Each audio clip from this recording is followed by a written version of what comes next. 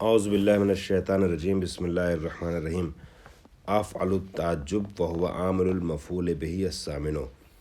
اب ہماری بحث افعل تعجب کے بارے میں یا صیغ تعجب کے بارے میں یا فعل تعجب کے بارے میں شروع ہو رہی ہے۔ افعل التعجب یعنی صیغہ تعجب، اس کے بارے میں گفتگو شروع ہو رہی ہے اور یہ مفعول به کا 8واں عامل ہے۔ فرماتے ہیں کہ تعجب کے لیے دو صیغے ہوتے ہیں، ما افعلہ اور افعل بہ۔ اس وزن پر تعجب کے لیے استعمال کیے جاتے ہیں افعال۔ خوب للتعجب صیغتان، تعجب کے لیے دو صیغے ہیں، ما افعلہ اور افعل بہ۔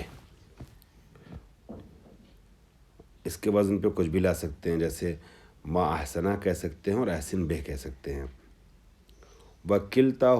کلتاہما جامدۃ لا تتحول ابدا، اس کے صیغے مختلف نہیں ہوتے ہیں، گردانیں نہیں ہوتی ہیں، تصریف نہیں ہوتی ہے، یہ دونوں کے دونوں جامد ہیں یعنی جامد ہیں، یعنی ما افعل اور افعل بہ کے ہی شکل میں استعمال ہوتے ہیں۔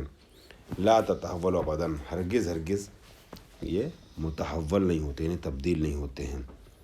عن صیغۃ الافراد، صیغہ افراد سے، یعنی ہمیشہ مفرد ہی رہتا ہے، تثنیہ جمع وغیرہ نہیں ہوتا ہے اور دوسرے صیغوں میں کنورٹ نہیں ہوتا ہے۔ جیسے ما احسن الریاضہ، یہاں پر ما افعلہ میں افعلہ کی جگہ پر آیا ہے احسنہ اور ہو کی جگہ پر الریاض آیا ہے۔ ما افعلہ ما احسن الریاضہ۔ وَأَكْرِمْ بِهَذَا الْأَدِيبِ، وَأَكْرِمْ بِهَذَا الْأَدِيبِ، یہاں پر اکرم تو آیا ہی ہے فعل کی جگہ پر، اور بہی کی جگہ پر بہذا الادیب آیا ہے، بہذا، اور الادیب جو ہے ہذا کا بدل ہے۔ خوب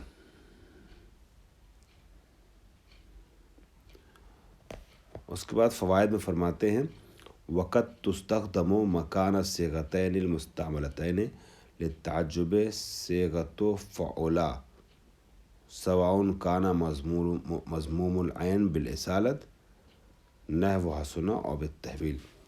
ایک نقطہ یہاں پر ایڈ کر رہے ہیں، وہ یہ ہے کہ آپ کو یہ تو بتا دیا گیا کہ فعل تعجب کے لیے دو صیغے ہوتے ہیں، مگر ان دو صیغوں کے علاوہ بھی بعض ذریعے ہیں جس کے ذریعے سے جس کی بنیاد پر، جس کے وسیلے سے تعجب کیا جا سکتا ہے۔ وہ کیا ہے؟ فعولا کا وزن ہے، فعولا کے وزن پر فعل لا کر کے تعجب کا اظہار کیا جاتا ہے۔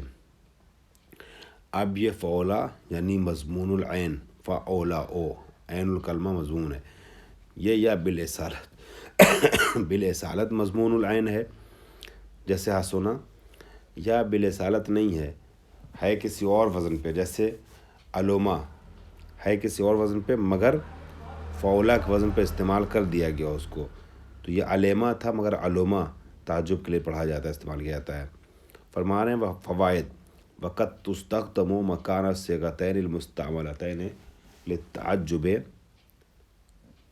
صیغۃ فعولا، کبھی کبھی استعمال کیا جاتا ہے فعل تعجب کے دونوں صیغوں کی جگہ پر فعولا کے صیغے کو، سواء کان مضمون العین بالاصالت، اب یہ فعولا مضموم العین بالاصالت ہو یعنی پہلے ہی سے فعولا کے وزن پہ ہے، جیسے حسنا، یہ حسینہ یا حسانہ سے نہیں ہوا، حسنا حسنا ہی ہے یہ اس کا اصلی وزن۔ اب تحویل یعنی اصل وزن اس کا فعولا نہیں ہے مگر تحویل کر کے، تبدیل کر کے، اس کو منتقل کر کے فعولا کے وزن پہ استعمال کیا گیا ہے، جیسے علوما کہ اس کا وزن فعیلہ ہے مگر فعولا کے وزن پر علوما استعمال کیا گیا ہے کسی کے علم کے لیے تعجب کا اظہار کرنے کی غرض سے۔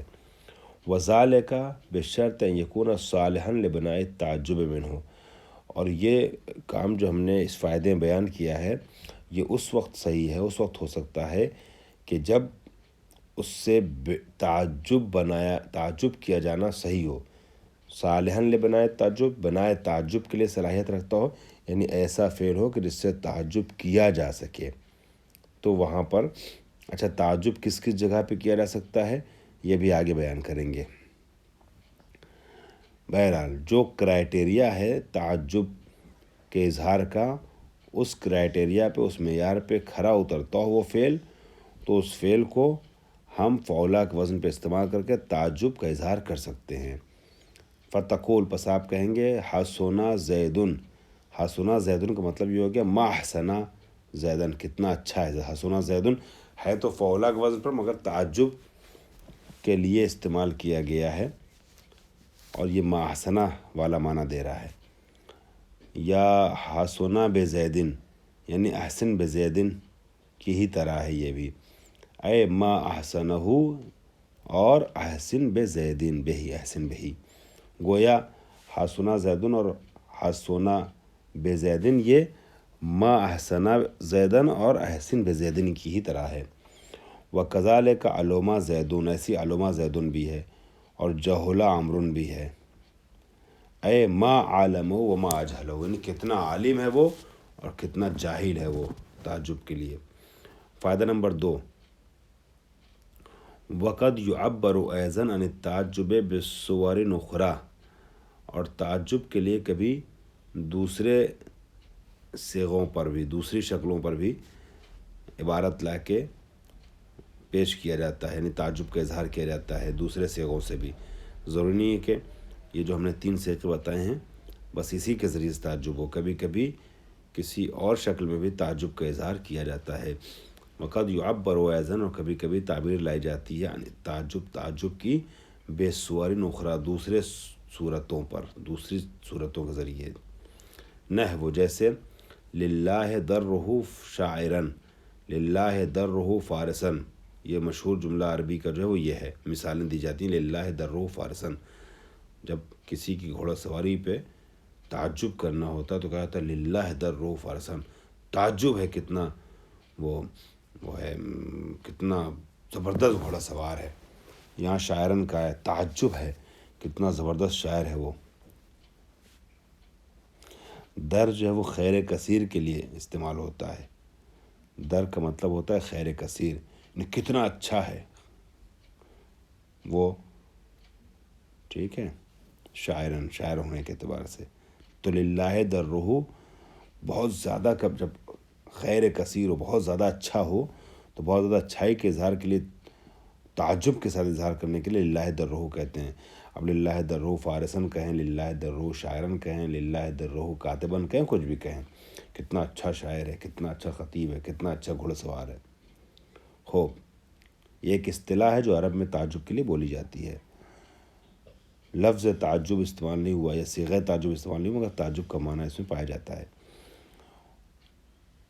واہن لہو، واہن لہو بھی یہاں پر تعجب کے لیے مقام تعجب میں واہن استعمال کرتے ہیں، واہن جو ہے مقام تعجب میں استعمال کرتے ہیں، واہن لہو، واہ واہ، تعجب ہوتا ہے اس کے اوپر۔ یا ایسے یا لا حسرت، یا لہا حسرتن، یہ بھی جو ہے وہ تعجب کے لیے استعمال ہوتا ہے، یا لہا حسرتن، ٹھیک ہے۔ تو آپ نے دیکھا کہ کچھ کلمات وہ ہیں کہ جو صیغہ تعجب کے مشہور صیغوں پہ، یعنی تعجب کے مشہور صیغوں کے وزن پر نہیں آتے، مگر تعجب کا اظہار ان کے ذریعے سے کیا جاتا ہے۔ مسئلہ نمبر 141 میں فرماتے ہیں کہ صیغہ تعجب بنتا ہے ان چیزوں سے جن سے افعل تفضیل بنایا جاتا ہے۔ افعل تفضیل کا درس ابھی آیا نہیں ہے، ابھی آگے آئے گا، ٹھیک ہے۔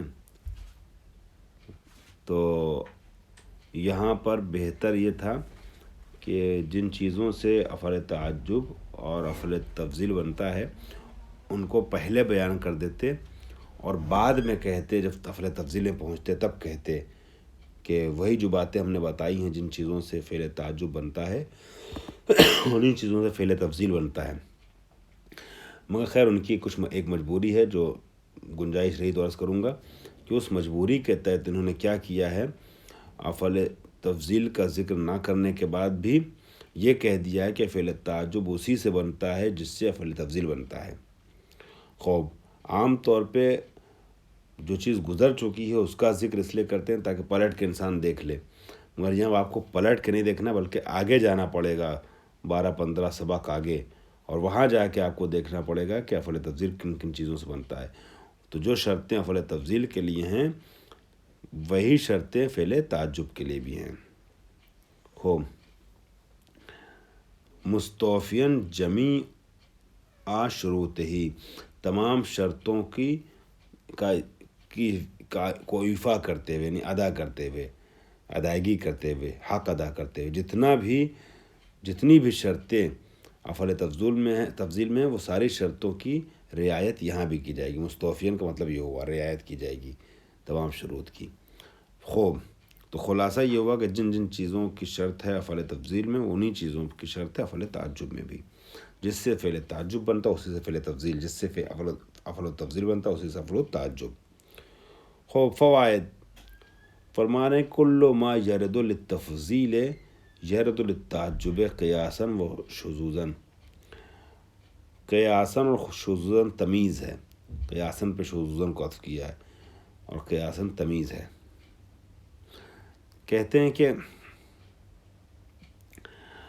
ہر وہ چیز کہ جو وارد ہوتی ہے صیغہ تفضیل کے لیے، اس میں تفضیل کے لیے، افعال التفضیل کے لیے، وہ ساری چیزیں وارد ہوتی ہیں افعال تعجب کے لیے بھی، قیاساً بھی اور شذوذاً بھی۔ یعنی جو چیز قاعدے کے مطابق ہے، قیاس کے مطابق ہے افعال تفضیل میں، وہی چیز افعال تعجب میں بھی ہے۔ اور جو چیز وہاں شاذ ہے، یعنی افعال تفضیل میں جو چیز شاذ کہی جاتی ہے، نادر کہی جاتی ہے، وہ چیز یہاں بھی شاذ و نادر مانی جاتی ہے۔ انشاءاللہ جب موارد آئیں گے تو پھر بات کلیئر ہوگی کہ کون کون سی شرطیں۔ ابھی ہم یہاں اس لیے نہیں بیان کر رہے ہیں کیونکہ کم وقت میں آپ کے سامنے زیادہ باتیں بیان کرنا ہے، تو انشاءاللہ افعال التفضیل کی بحث میں جب پہنچیں گے تو اس کو تفصیل سے بیان کیا جائے گا۔ خوب، امید ہے کہ جلدی افعال تفضیل کا درس بھی آ جائے گا۔ تو جو چیز وہاں پر کہہ رہے ہیں کہ قانون کے مطابق ہے، قیاساً ہے، وہ چیز یہاں پہ بھی ہے۔ جو چیز وہاں پہ خلاف قیاس ہے اور افعال تفضیل میں استعمال ہو جاتا ہے، وہ چیز یہاں پہ بھی اگر استعمال ہوگا تو خلاف قیاس کہلائے گا۔ وَكُلُّ مَا يَمْتَنُ فِي ذَلِكَ يَمْتَنُ فِي هَذَا۔ جو چیز وہاں ممتن ہے وہ چیز یہاں ممتن ہے۔ اس پیراگراف کا خلاصہ یہ ہوا کہ افعال تعجب انہی چیزوں سے بنتا ہے جس سے افعال تفضیل بنتا ہے، جیسے اس میں بتایا ہے کہ رنگ، عیب، لون وغیرہ پہ دلالت نہ کرے، ویسی یہاں پہ بھی ہے۔ اور جو شرطیں وہاں پائی جاتی ہیں افعال تفضیل کے لیے وہی شرطیں یہاں پائی جاتی ہیں افعال تعجب کے لیے۔ فائدہ نمبر 2 فرماتے ہیں اذا ارید التعجب من مزید الثلاثی۔ مزید الثلاثی یعنی ثلاثی مزید، یہاں پر اضافہ صفت بموصوف ہے جو صحیح ہے۔ انشاءاللہ وہاں پر اضافت کی بحث میں آپ کو پڑھایا جائے گا کہ اضافت میں مترادف کا مترادف کی طرف مضاف ہونا، عین کا اپنے عین کی طرف مضاف ہونا، مثلا صفت کی طرف موصوف کا مضاف ہونا، یہ صحیح نہیں ہے۔ مگر ساتھ ہی یہ بتایا گیا ہے کہ موصوف کی طرف صفت جو مضاف ہو جاتی ہے، یعنی صفت پہلے آ جاتی ہے، موصوف بعد میں چلا جاتا ہے اور صفت کو مضاف کر دیا جاتا ہے موصوف کی طرف۔ جیسے وہ یہی مثال دے دیجئے، جیسے وہ کبیر و امرن، کبیر و امرن، تو کبیر جو ہے صفت ہے، اصل میں امرن کبیر ہے یعنی بڑا امر، تو بڑا صفت ہے، امر موصوف ہے، مگر کبیر و امرن کہنا جائز ہے بلغا کی عبارت میں یہ چیز واقع ہوئی ہے۔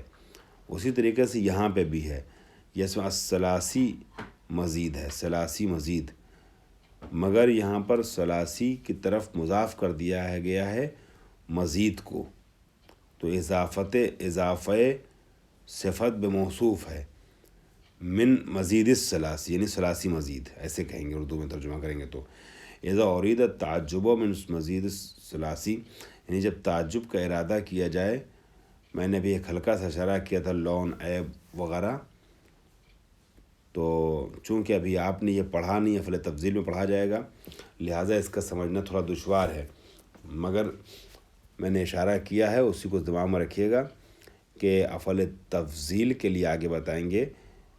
میں نے آپ سے عرض کیا کہ گڑبڑی انہوں نے یہ کی ہے کہ افعال تفضیل کا بھی ذکر نہیں کیا اور کہہ رہے ہیں کہ وہی شرطیں جو افعال تفضیل کے لیے ہوں گی ہیں بیان کی گئی ہیں یا ہوتی ہیں، وہی شرطیں افعال تعجب کے لیے بھی پائی جائیں گی. بھائی افعال تعجب کے لیے کون سی شرطیں پائیں گی، ہم کیسے سمجھیں گے جب ہم نے افعال تفضیل پڑھا نہیں ہے تو.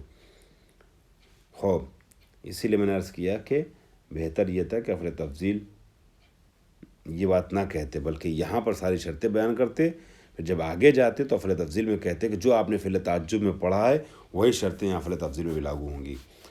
لیکن خیر، تو وہ شرطیں جو ہیں اس میں سے کچھ شرطوں کی طرف میں نے اشارہ کیا بھی آپ کی خدمت میں کہ ثلاثی مزید سے نہیں بنتا ہے، لون اور عیب اور رنگ وغیرہ پہ دلالت نہیں کرتا ہے فعل، اسی فعل سے فعل تفضیل بنتا ہے. لیکن اور ویسی چیزوں سے فعل تعجب بنے گا. لیکن اگر ایسا ہو کہ اذا ارید التعجب من مزید الثلاثی، کہ تعجب کا ارادہ کیا جائے ثلاثی مزید سے، یعنی وہ فعل کہ جو ثلاثی مزید ہے، ثلاثی مجرد نہیں ہے، اس کے ذریعے سے ہم تعجب کا اظہار کرنا چاہیں، یا رنگ اور عیب پر دلالت کرنے والے افعال سے ہم تعجب کا اظہار کرنا چاہیں، تو کیا ہوگا؟ یبنا وزن افعلا و افعل من ثلاثی یطابق المعنی المقصود، تو بنایا جائے گا ان دو وزنوں کو. کون دو وزن؟ افعلا اور افعل، احسنا اور احسن، افعلا اور افعل ثلاثی سے بنایا جائے گا. یطابق المعنی المقصود، کس طریقے سے بنایا جائے گا؟ اس طریقے سے کہ معنی مقصود سے مطابقت کرے. ابھی مثال سے بات واضح ہوگی. جیسے اکثرا اور اشدہ، ٹھیک ہے، اکثرا، اشدہ، احسنا، اقبحا، یہ ثلاثی مجرد ہے. کسرا، شددا یعنی شدہ، حسنا، قبحا، اس سے بنایا جائے گا اکثر اور اشد اور احسن اور اقبح کی شکل میں، اس میں تفضیل بنایا جائے گا. ومما اشبہ ذالک، اور وہ چیزیں کہ جو اس سے مشابہ ہوں جو ہم نے بیان کیے ہیں 3-4 فعل، قیاساً علی افعال التفضیل، افعال تفضیل پر قیاس کرتے ہوئے. یعنی افعال تفضیل میں جب ہم بناتے تھے نا، اگر ایسے موارد سے، ایسے افعال سے افعال تفضیل بناتے تھے کہ جس میں افعال تفضیل بنایا جانا جن کے ذریعے سے صحیح نہیں تھا، اور اگر ہم بنواتے تھے، ٹھیک ہے، تو ہم اس کے پہلے اکثر، اشد، احسن، اقبح جیسا کوئی فعل لاتے تھے جو ثلاثی مجرد سے بنتا ہے، پھر ہم اس کو استعمال کرتے تھے یعنی ثلاثی مزید والے کو، یا لون، عیب، رنگ پہ دلالت کرنے والے فعل کو. وہی حال یہاں پہ بھی ہوگا. خوب، فتقول، پس اگر آپ کو مثلاً اسود سے بنانا ہے، تعجب کا اظہار کرنا ہے، تو اسود تو رنگ پہ دلالت کرتا ہے نا، تو اسود سے پہلے اشد لائیں گے، کہیں گے ما اشد اسودادہ، کتنی شدید ہے اس کی سیاہی. ما اسودہ نہیں کہہ سکتے، ٹھیک ہے، بلکہ آپ کہیں گے ما اشد اسودادہ، کتنی شدید ہے اس کی سیاہی، یعنی مطلب کتنا زیادہ کالا ہے وہ. وَأَكْثِرْ بِتَقَلُّبِهِ، اکثر بِتَقَلُّبِهِ، تقلب جو ہے وہ عیب کو سمجھا رہا ہے، تو یہاں پر اکثر کے ساتھ استعمال کیا ہے. غیر ان المصدر یکون غیر صریح فی المنفی والمجہول. ہاں، ایک بات کا خیال رکھنے کی ضرورت ہے کہ مصدر جو ہے وہ غیر صریح ہوتا ہے منفی میں اور مجہول میں، یعنی مصدر صراحت کے ساتھ ذکر نہیں ہوتا، پتہ نہیں چلتا ہے ظاہر بظاہر کہ یہ مصدر ہے، غیر صریح ہوتا ہے، یعنی تعویل صریح میں جانے والا مصدر ہوتا ہے. واضح اور صریح مصدر وہاں پر نہیں آتا. غیر ان المصدر یکون غیر صریح، یہ جو مصدر ہے یہاں پر وہ غیر صریح ہے، یعنی منفی میں اور مجہول میں صراحت نہیں رکھتا ہے یہ مصدر. ہو سکتا ہے تعویل کے بعد وہ معنی منفی کا دے، مجہول کا دے. فتقولو، بس آپ کہیں گے ما اقل اللہ تزورونا، کتنا کم ہے کہ تم ہماری زیارت کو آتے ہو.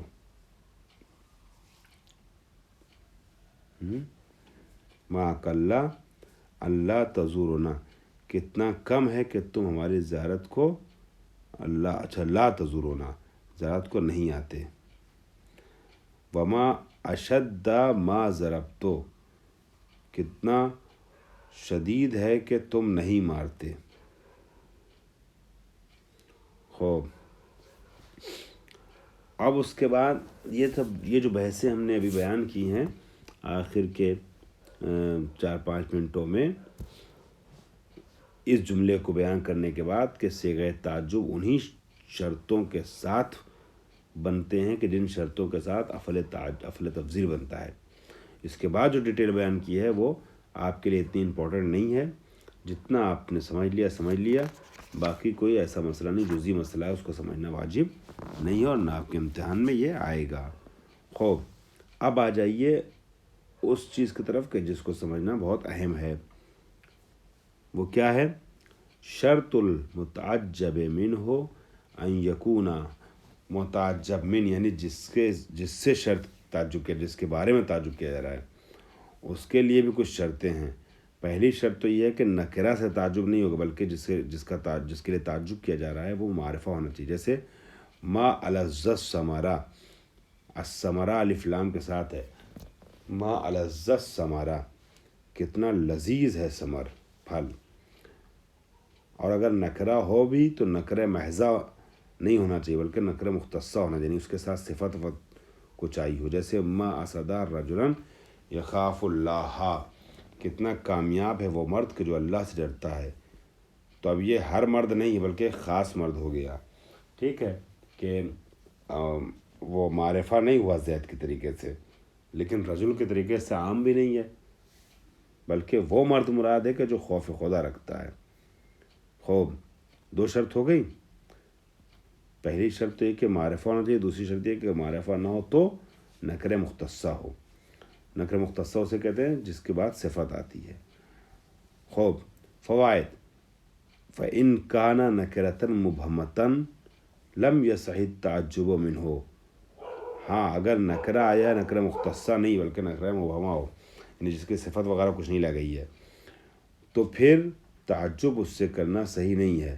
جیسے ما حسن رجل، کیا فائدہ ہے یہ تعجب کر، کتنا اچھا مرد ہے، ہوگا مرد، اس کے بارے میں گفتگو کرو جس کو جانتے ہو، تب تو فائدہ اس کے ذکر کا. ورنہ آپ کہتے نہیں کتنا اچھا مرد ہے، ما حسن رجلا. تو نکرہ کے لیے تعجب کا اظہار نہیں کیا جاتا، یعنی متعجب من جو ہے وہ نکرہ نہیں ہوتا. کیوں؟ لعدم الفائدہ، چونکہ اس کا کوئی فائدہ نہیں ہے. خوب، پھر فرماتے ہیں اذا دل علی المتعجب منہ دلیل جاز حذفہ مجرورا کان او منصوبا. جب دلالت کرے متعجب من کے اوپر کوئی دلیل، کوئی قرینہ موجود ہو، تو متعجب من کو حذف کرنا جائز ہے. اب چاہے وہ متعجب من مجرور ہو یا منصوب ہو. جیسے لم یشک المریض العلم فما کان اصبرا، فما کان اصبرا. خوب، یہ اصل میں اصبرہ تھا، مگر یہاں پر اس کا جو متعجب من ہے، معمول ہے اصبرہ کا، وہ کیا ہو گیا ہے؟ حذف ہو گیا ہے. اس میں 2 طریقے سے ذکر ہوتا ہے نا متعجب من، یا بے کے ساتھ ذکر ہوتا ہے تو مجرور ہوتا ہے، افعل بہ، احسن بہ، یا بغیر بے کے ذکر ہوتا ہے تو منصوب ہوتا ہے.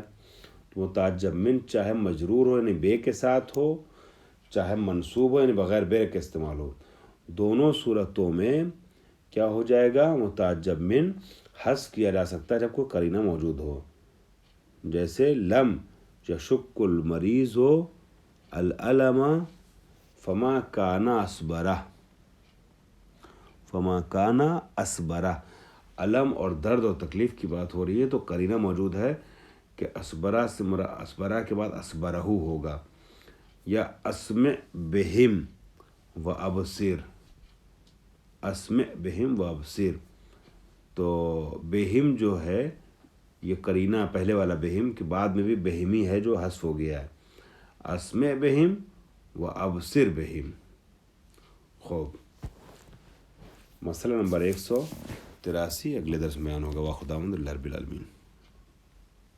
اعوذ باللہ من الشیطان الرجیم. بسم اللہ الرحمن الرحیم. لصیغتِ التعجب صدر الکلام. صیغہ تعجب دو ہوتے ہیں، تو صیغتین تھا نا، تو اضافت کی وجہ سے نون گر گیا تو صیغتہ ہو گیا. لصیغتِ التعجب، لصیغتِ التعجب، تعجب کے دونوں صیغوں کے لیے صدارت ہے. صدر الکلام ابتدا میں واقع ہوتا ہے.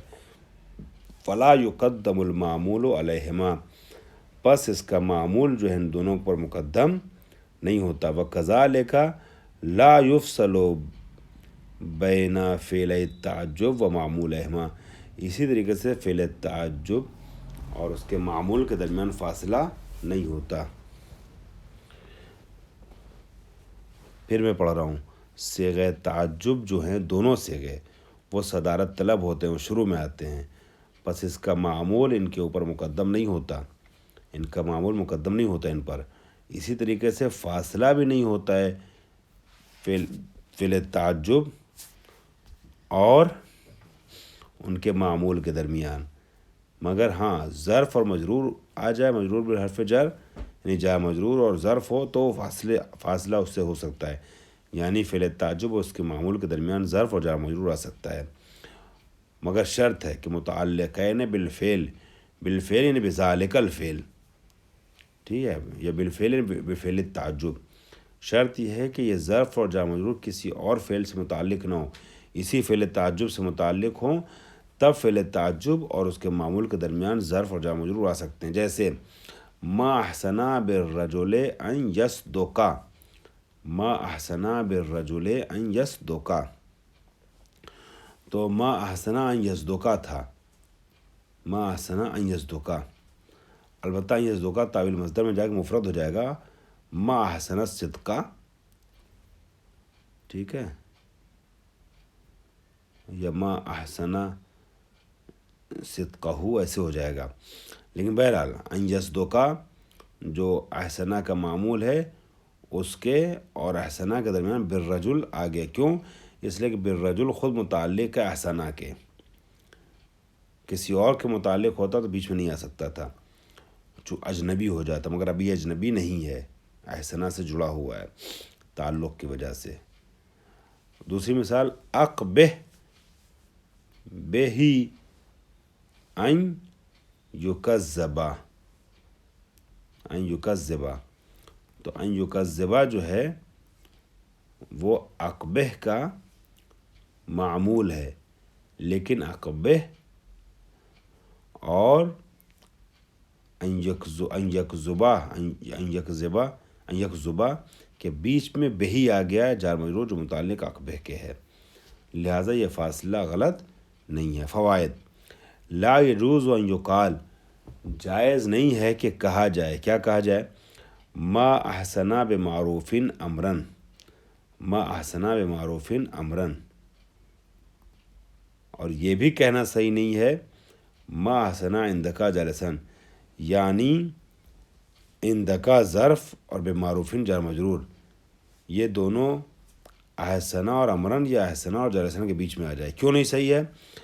لأن المجرور والظرف غیر متعلقین بالفعل بل بالمفعول، اس لیے کہ یہ جو بمعروفین ہے یہ احسنا کے متعلق نہیں ہے بلکہ امر کے متعلق ہے، امر بالمعروف کہتے ہیں، ٹھیک ہے. ما احسنا کتنا اچھا ہے امر بالمعروف، تو یہ کس کے متعلق ہے؟ امر کے متعلق ہے، جو معمول ہے، جو مفعول ہے احسنا کا، نہ کہ خود احسنا فعل کے متعلق بمعروفین نہیں ہے. ویسی ما احسنا جالسن عندکا کتنا اچھا ہے بیٹھنا تمہارے پاس، تو تمہارے پاس جو متعلق ہے وہ جالسن کے احسنا کے متعلق نہیں ہے، تو اس طریقے سے کہنا صحیح نہیں ہے. خوب. فائدہ نمبر 2. وقد ورد فی الکلام الفصیح ما يدل على جواز الفصل بین فعل التعجب و معمولہما بالنداء۔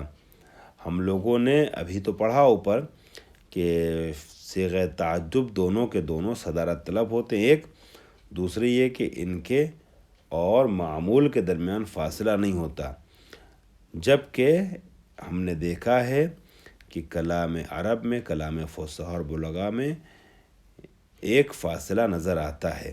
ظرف و جار مجرور کی بات نہیں ہو رہی ہے، ندا کے ذریعے سے بھی فاصلہ ہوتا ہے۔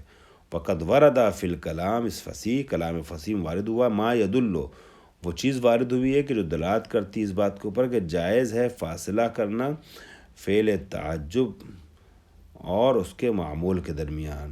کس کے ذریعے فاصلہ کرنا؟ بالندا، ندا کے ذریعے۔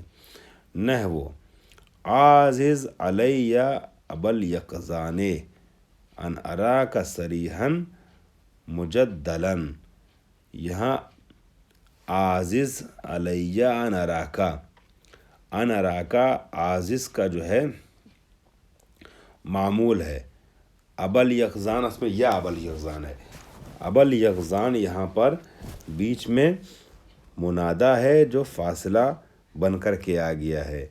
یہ فصحا اور بلغاء کے کلام میں اس طرح کی ترکیب کا استعمال دیکھا گیا ہے کہ ندا سے فاصلہ ہو جاتا ہے فعل تعجب اور اس کے معمول کے درمیان۔ مسئلہ نمبر 144، اذا اردت التعجب مما مضی، اگر آپ تعجب کرنا چاہتے ہیں گزشتہ دور میں واقع ہونے والے واقعات سے، رونما ہونے والے واقعات سے، تو کیا کیجیے گا؟ فَأَدْخِلْ، بس آپ داخل کیجئے کانائے زائدہ کو بین ما و افلا، ما اور افلا، افل تعجب اور ما کے درمیان کانائے زائدہ کو بڑھائیے اور کہیے ما کان احسن الریاضہ، ما کان احسن الریاضہ۔ میں ذرا سے اس کو اپنی کتاب میں صحیح کر لوں، اس لیے کہ یہاں پر مٹ گیا ہے ما کان احسن الریاضہ۔ کتنا اچھا منظر ہے باغ کا، کتنا اچھا ہے باغ۔ خوب، تو چونکہ تھا اگر ہمیں پاسٹ کو سمجھانا ہے، زمانے گزشتہ میں ہم کل گھوم کر کے آئے تو اور تعریف کرنا چاہ رہے ہیں اس باغ کی، گارڈن کی، تو ما کان احسن الریاض کہیں، کتنا اچھا تھا باغ۔ وَإِذَا أَرَدْتَ التَّعَجُّبَ فِي الْإِسْتِقْبَالِ، اور اگر آپ کو تعجب کا اظہار کرنا ہے زمانے آئندہ میں تو کیا کیجیے گا؟ اخرت یکونو ان افلا، تو آپ افلا کے بعد ایک یکونو کو لے آئیے گا، مسبوقتاً بما المصدریہ، کہ جو مائے مصدریہ کے بعد واقع ہو رہا ہے، مسبوق بالماء المصدریہ ہو، یعنی ایک کانا لائیے کہ جس کانا کے مطلب یکونو لائیے کہ جس یکونو سے پہلے مائے مصدریہ آیا ہوا، اس سے ملا ہوا۔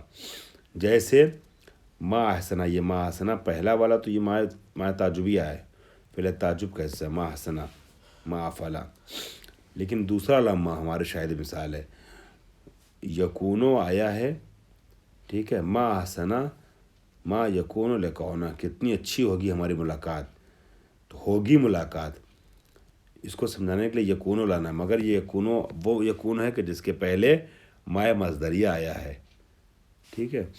ما احسنو کونو لقائنا، ما احسنا کونو لقائنا، ما یکونو جو ہے تعویل مصدر میں جب جائے گا تو کون بن جائے گا، ما احسنا کونو لقائنا، کتنا اچھا ہوگا ہمارا ملنا، تو یہاں پر یکونو آئے گا افعلا یعنی احسنا کے بعد اور ما کے ساتھ، ما مصدریہ کے ساتھ۔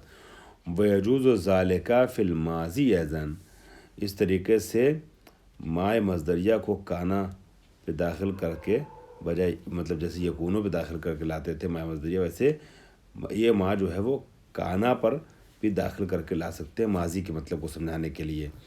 جیسے ما احسنا ما کانا لقاؤنا، یعنی ما احسنا کونو لقائنا، کتنا اچھا تھا ہم لوگوں کا ملاقات کرنا۔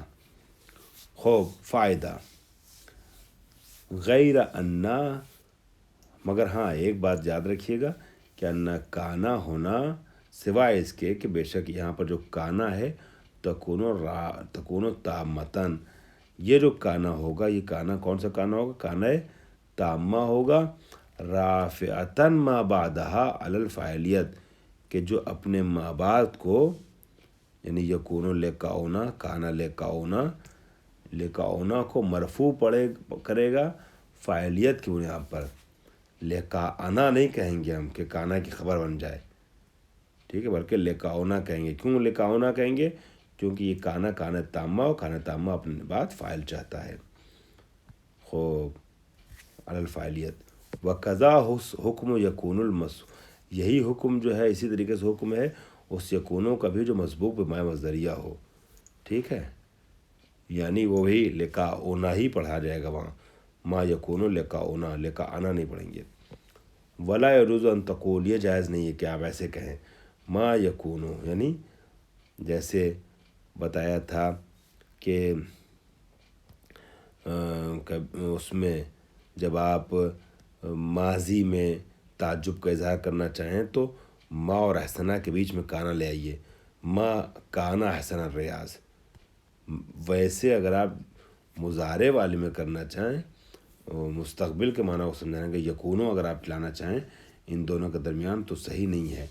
ولا یجوز، جائز نہیں کہ ان تقول، اس طریقے سے آپ کہیں ما یکونو، بلکہ ما احسنہ ما یکونو کہیں گے. ما یکونو احسن الریاض نہیں کہہ سکتے، یہ غلط ہے. واخر دعوانا الحمد للہ رب العالمین.